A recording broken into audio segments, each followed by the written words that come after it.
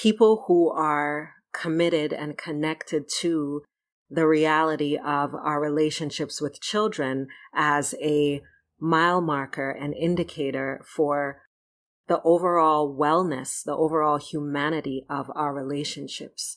Because if the people over whom we have the most power, which is young people, do not feel safe with us, do not feel heard, do not feel like the people in power are trustworthy, do not feel like the people in power have a level of regard and respect for who they are, then we know that what happens there is distrust and toxicity and disconnect and throwing people away and not knowing how to be ourselves together.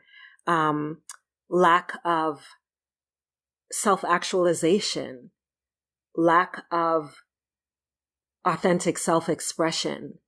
And when those things aren't available for people, they retaliate. And that retaliation is not just in the sense of going to the person who caused it and trying to do something to them. When someone isn't emotionally well, then they're not in a position to hear when someone is talking to them about what they need. They're not in a position to respect the boundaries of someone else, let alone enforce their own boundaries, know what those are, and be in situations where they can communicate their needs, their fears, and all of that, and feel confident in that.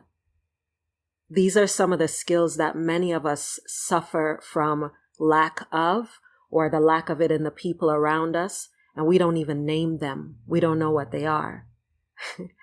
This workshop, I hope, will allow you to walk away naming some of the lack of emotional wellness skills that are showing up in your relationships, particularly with children, but really it goes across the board as far as relationships are concerned.